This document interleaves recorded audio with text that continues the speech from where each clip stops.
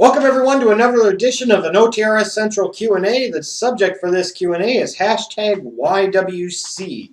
So this should lead to some very interesting answers, I would assume. Now, if you want to take part in the next Q&A where the subject is hashtag TLC, all you need to do is go to Twitter, tweet your questions about TLC using the hashtag TLC to add off the rope show. It's really that simple, and maybe you'll get your question answered in the next Q&A. Now let's get started with this one. At BitW14 asked right away, favorite YWC member and who is the most passionate YWC member? Favorite YWC member, of course I love myself. If I can't say myself, one of my personal favorites has always been Fool Killer 99. That's how it's been. Fool Killer 99, I would probably say, would rank right at the top in terms of my overall favorite members. I mean, you have other people that I like for different reasons over time, whether it be Deluxe Man or the British Fist, or, you know, you always got to have those ones that could be your little friendly punching bags like the British Fist or Chase Oliver 68 or the Tree of Woe show. Wrestling Jesus was a favorite for a long time. It still is in his own way, no question about it. Most passionate YWC member, depends on how you define passion. Wrestling Jesus has a tremendous passion for the subjects that he talks about. Frankly, Sean's View Entertainment has great passion for doing videos. I think you could probably agree that when the Schleg Daddy gets on a roll, I might have the most overt show of passion. But lots of people in the YWC have passion for what they do as well. At Jake B253, who's your favorite person of the YWC? Again, that was kind of answered already, but you know, in terms of overall favorites, probably Fool Killer 99. And why is it a tie between both members of the Tree of Woe show? You know, this is absolutely ridiculous. It's absolutely ridiculous. You know, Justin and Jake, how can you have a favorite? Because neither one of you deserve it, that's why. It's ridiculous. All your hashtagging and you're doing of this and your Utah gang banging. I'm going to call you guys a tag team. Maybe like the Mormon missionaries. I don't know. The Mormon monsters. Who the hell knows? Yeah, why is it a tie between both of you? Up yours. How about that? At KWills812, who do you think is the most overrated member of the YWC and who do you think is the most underrated member? Ooh, in terms of overrated, from my personal perspective, and again, my personal perspective and opinion, maybe somebody like Bruce Blitz. I don't get the appeal of doing a bunch of 2 or 3 hour videos about every Raw and every TNA. But, you know, I think he's done some good things to definitely get himself over and get a huge audience, and I respect the hell out of that, doing the live streams, and I guess in some cases doing these very long videos. But I just, personally, from me, if I'm watching somebody, I don't see the appeal, for me anyways. I can see why other people like them, because there are people that love these 2 or 3 hour videos, and they love the never-ending rants about John Cena and da-da-da. Most underrated member, there are a lot of underrated members of the YWC, frankly. It's hard to pick out just one. You know, it's kind of sad with all the changes that Google made to YouTube. It seems like the YWC audience has shrunk, not increased. You know, imagine that. The small guys get buried as the big guys get pushed more and more. It's kind of like the WWE. At ABTaz12, have you ever felt ashamed of being a YWC member? No, there are times where maybe I feel slightly embarrassed, or there are times I'm like, oh, Jesus Christ. But no, never ashamed. I am who I am. I'm a member of the YWC, and by God, good and bad, I'm proud of it. At UltraPsycho_Trey, will the YWC ever be satisfied? It seems like they like to complain even when things go their way. I think maybe I get what you're saying. I think here's the thing, though, you got to keep in mind is that even when it seems like in theory that you get something that we like, it either A, still goes awry, or B, we don't get everything maybe that we're looking for. So I get it. I mean, there are moments where I sit there and say to the YWC and the IWC that, hey, this guy's getting featured, this guy's getting featured, what the fuck are you bitching about? These are the guys that you want to feature. Now they're featuring them. They're putting them in top spots. These are the perfect guys. They're short, not big. and they wrestle in indie style. These are the guys that you love, and they're getting pushed. So what are you bitching about? And I did a video about that before. But I could also see why people complain sometimes. At BW Roses has a couple of questions. If the YWC could book WrestleMania 30 from top to bottom, how would they book it and why?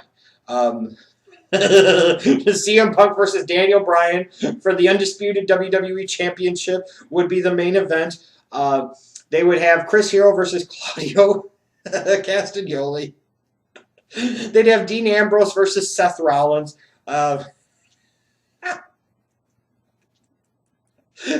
They'd bring up Sami Zayn to have him wrestle. Dolph Ziggler. Who the hell knows? That would be the top of their card. And it's true. It's damn true. Do you think the YWC enjoys uploading or watching CAW League matches and promotions over watching what's on WWE? Probably sometimes. Probably. Allows them to live vicariously through professional wrestling, through those video games, and through the CAW leagues. And lets them do what they think the WWE and TNA, ROH, whatever isn't doing. And a lot of times they do a better job than what those companies are doing. Do you think the YWC will be happy with WWE if they signed Scott Hall's son to a contract? I'm sure it would get some buzz and attention, no question about it. At Lonnie Official asked, do you think this generation of today's wrestling fans or fanboys are uneducated about wrestling with a lot of fallacies in their debate? Sometimes yes. Sometimes no. I will say this, Lonnie, is that I could equate this to a debate about football or basketball. Like if, I'm 32, so I didn't watch football players like Jim Brown or Johnny Unitas or, so many other great names from the past, Sammy Baugh and so on and so forth. But that doesn't necessarily mean that I can't have a well-informed, educated debate about the history of professional football from before my time. And especially if I've researched my topics and I know my facts and my information like I know I do, then a lot of times I can bury an older individual who tries to argue with me about Jim Brown being the greatest all-around running back of all time. That's a ridiculous notion.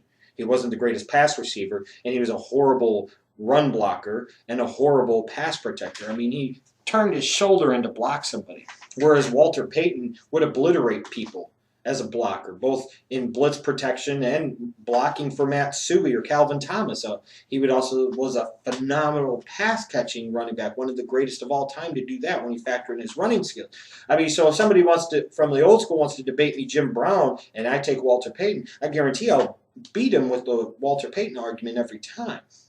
Now, sometimes do I think that people that didn't grow up in the Hogan era, that started with the Attitude Era, do I feel like from professional wrestling fans on the internet sometimes that they don't have the proper historical perspective and maybe haven't fully educated themselves maybe the way they should to have a fully intelligible debate? Yes, I do. And I especially see that in things such as, when a debate comes of Austin being greater than Hogan, or the Attitude Era being even greater than the Hogan era, or this or that, or talking about a lot of different topics that I hear, and I sit there and say, yeah, you know what? They are somewhat uneducated. Sometimes yes, sometimes no. At Jamie Hines NZ, what kind of videos do people in the YWC not make that you wish they did? Probably more collaboration interview or videos and style of maybe interviews. Like, I'll put it to you this way. You've got certain people that have a certain size audience, whether that be a Sean's View Entertainment, a Wrestling Jesus, a Deluxe Man, a Schleg Daddy, a British Fist, a Wrestling Gurus, whatever the case might be. Yet you have almost no examples of them being interviewed or doing co-videos or collaboration videos with others, maybe even smaller members of the YWC or similar bigger members of the YWC. It doesn't make a whole lot of sense to me. I don't know why that's the case. I mean, occasionally I have somebody ask and then I'll tell them I'll do it, but then there's like no follow through. Nobody gives me like an exact time, or I tell them try to give me a time, or I'll give them a time, and then it just kind of never happens. So that kind of surprises me that more people don't do that, frankly. Because it's a way to give their channel, especially if they're a smaller member, more credibility, and it's a way for that bigger member maybe to get exposure to a different audience. That's the way it is. Like if there were videos I would like to do that I haven't done yet, I'd maybe like to do a video with WJ, with Sean's View, with Mitch of the Wrestling Gurus, with the Lexman, with the British Fist, Because no matter how big my audience is, no matter how big their audience is, there probably is an example of a certain percentage of, let's say, this guy's audience has seen me, but maybe there's a percentage that also hasn't. Maybe they're exposed to me, and maybe they like me, maybe they don't, and vice versa for the other individual. My size audience, maybe somebody else, some of those people have watched them before, some of them have not. At Chase Oliver 68, what's one thing you love about the YWC? The fact that we're able to come on here and do videos about professional wrestling. I think that's pretty damn cool, above all else. Another thing I guess I'd say I like about the YWC is I've been able to meet and talk to people in freaking New Zealand like Jamie Hines and Z, people in England like Mr. Parkin and NJ, I mean, people in Canada and so on and so forth. I think that's a pretty cool thing too, is when I think about the fact that people have watched me all over the globe.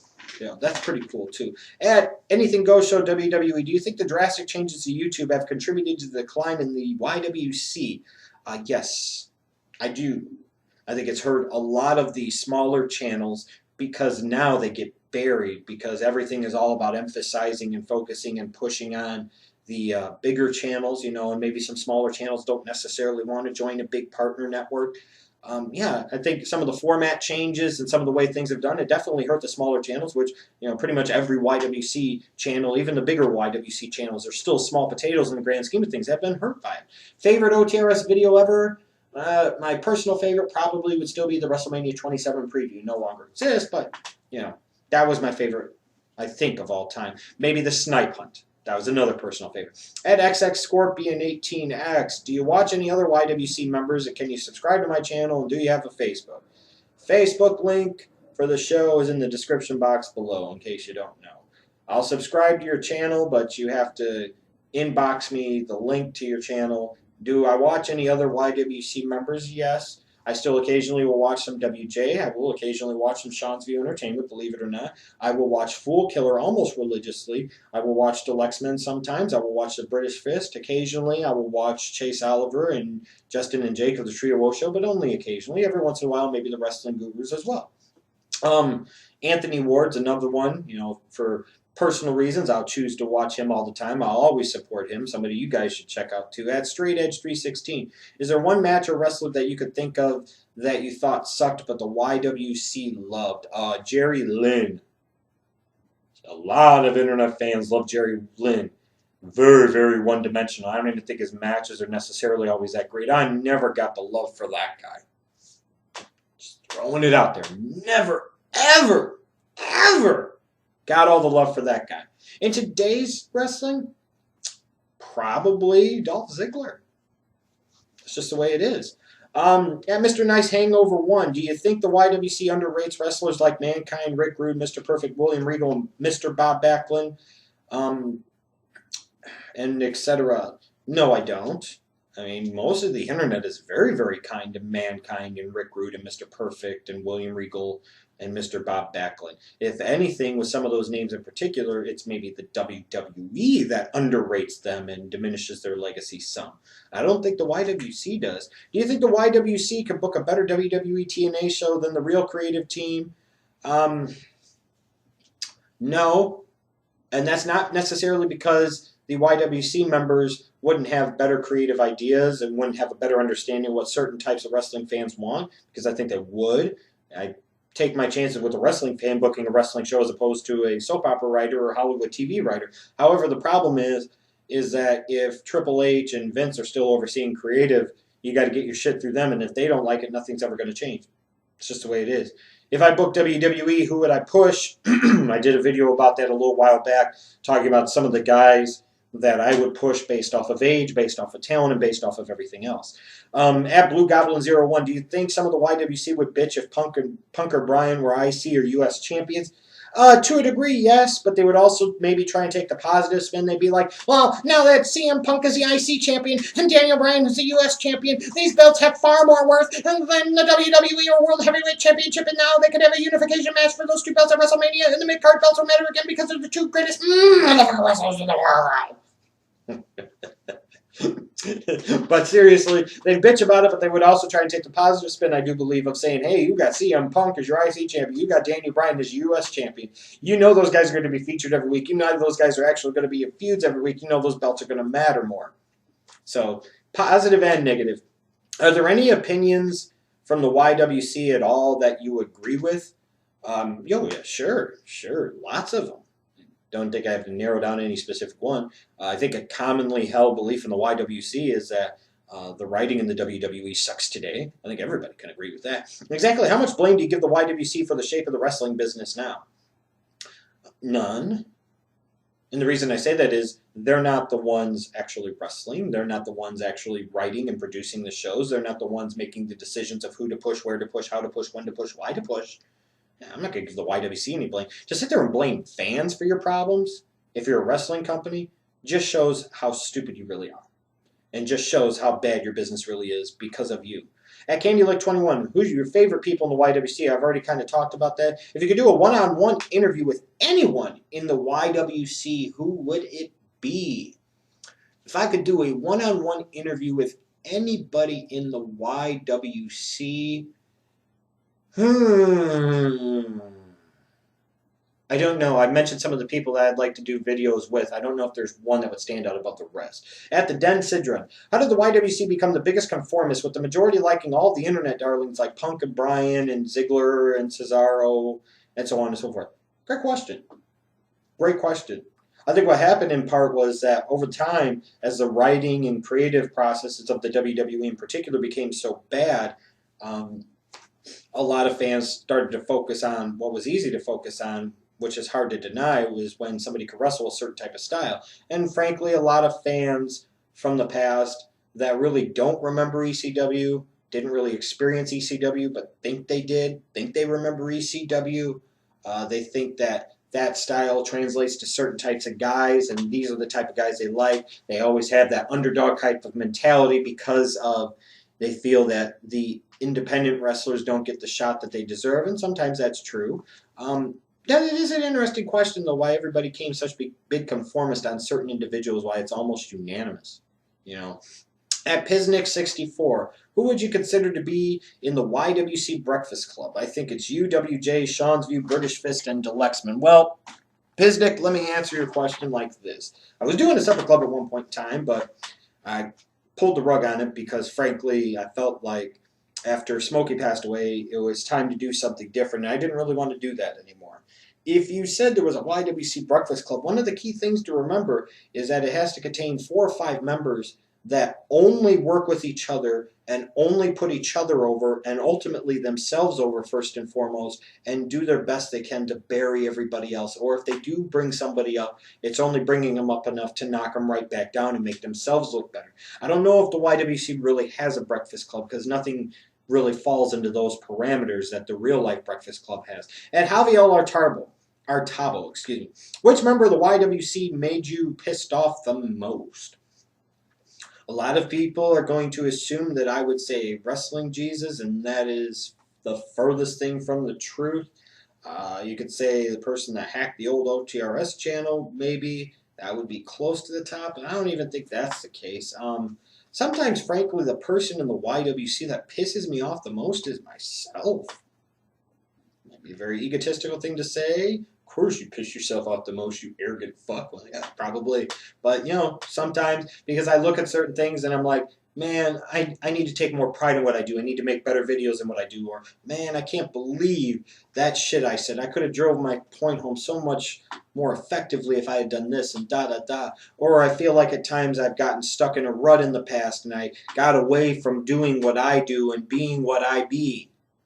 So if there's one YWC member that pisses me off at times above all else, it's me. At Comfy Burgess, can you give my YouTube channel a shout out? Jersey 12361. Ladies and gentlemen, Comfy Burgess would like you to go check out his channel, Jersey 12361. My question, why do people say Triple H buries young talent when he put over Cena and Batista at WrestleMania? Of course he was going to put over Cena and Batista at WrestleMania because he figured at some point in time he could probably work with them again. You know, ask CM Punk how working with Triple H went. Really? Ask Booker T how it working with Triple H win. Ask Goldberg how it went. Ask Kane how it went. Ask RVD how it went. Ask Jeff Hardy how it went.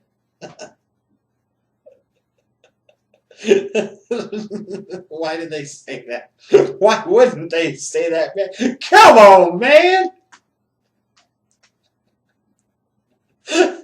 Ask Sheamus how that went.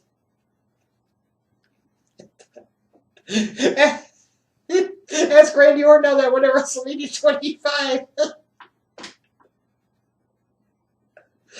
He put Cena and Batista over. Well, whoopity-doo! Because he knew if Cena was at the top, he'd have an excuse to work with him many times more, which he did. And Batista was his boy, so he knew pushing him to the top that it was going to be returning kind at some point. Yeah, come on, man.